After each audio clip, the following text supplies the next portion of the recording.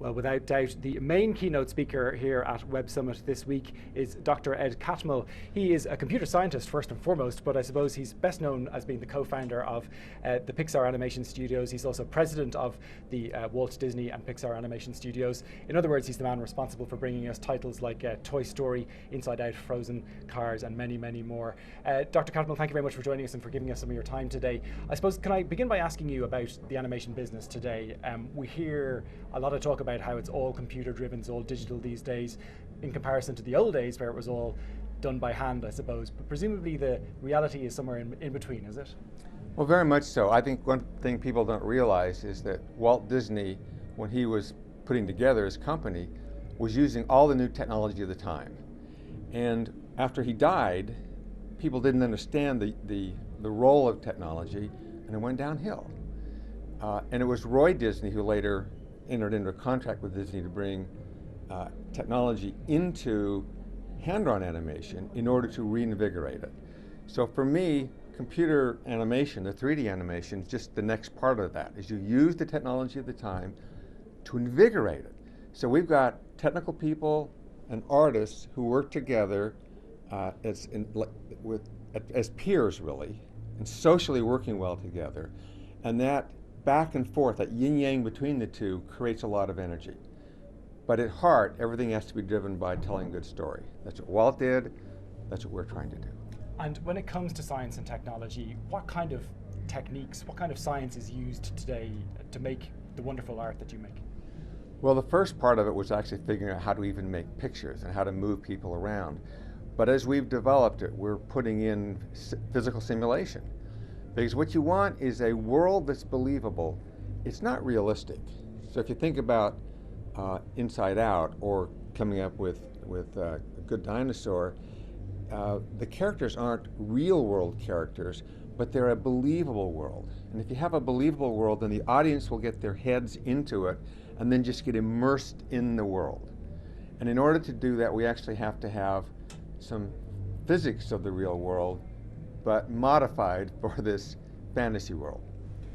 I suppose it's hard for most of us to believe that it's 20 years now since Toy Story first came out. The kind of era of digital-driven animation that it ushered in, is that still in its infancy, do you believe, or is it heading towards maturity? Well, for me, as long as you keep infusing the technology of the time, it won't turn into a static thing of maturity. I don't think we're evolving towards a certain plateau.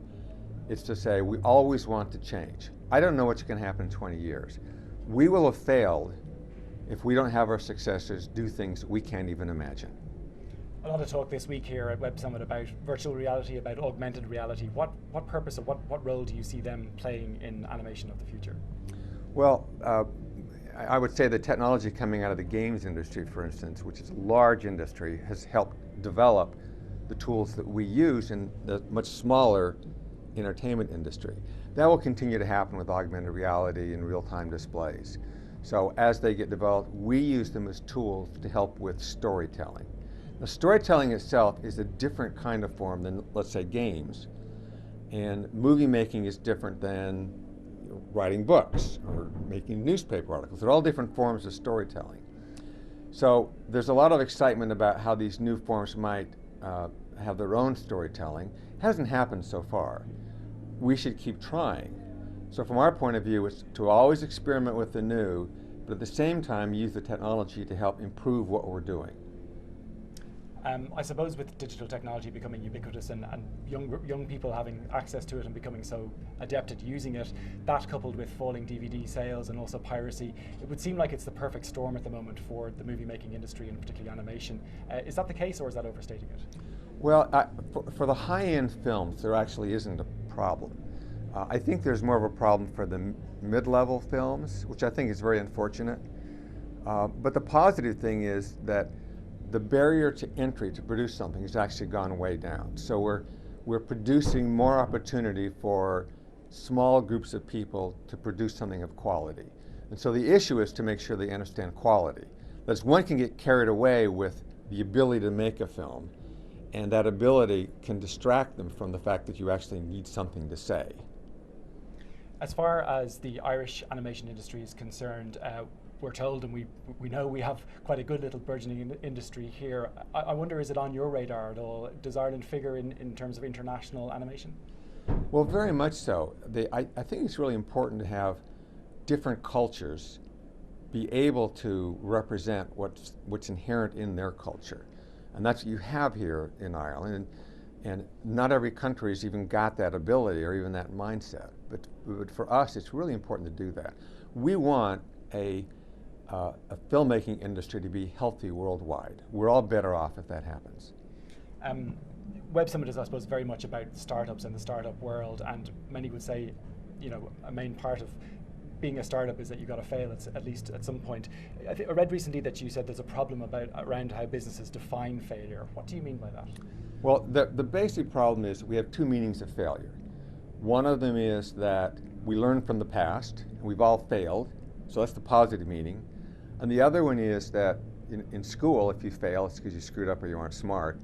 But in politics and in business, failure is used as a bludgeon against opponents. So there's a real aura of danger around failure. And emotionally, we can't connect or disconnect those two meanings. And we have to recognize that that feeling about failure is a reality. And if we can address the reality, then we make it safer. The other problem that makes it hard is that failure is asymmetric. So the positive meaning is, oh, I failed in the past and I learned. That's okay. But looking forward, I don't know what's going to happen. I'm afraid. I don't know. That's where they're worried about the failure. But you have to get your head around the fact that you have to do something going forward that will fail. The only way you can prevent yourself from failing is to copy what you did in the past. The nice thing about startups is a number of them are going to fail. But if you enter in with that understanding that you will fail at some things, then you're better cushioned to turn it into a learning experience instead of a bad experience. Very finally, unfortunately we're running out of time, but just what's coming next for Pixar? We believe that obviously your new movie, The Good Dinosaur, is due out very soon. What's that got in store for us?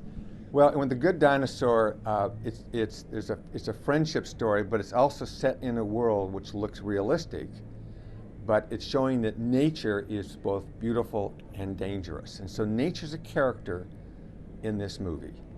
And the other thing to note is that Good Dinosaur is very different from Inside Out. So we have two original films from Pixar in the same year, and I'm very proud of the fact that they're so remarkably different from each other. And The Good Dinosaur is incredibly beautiful.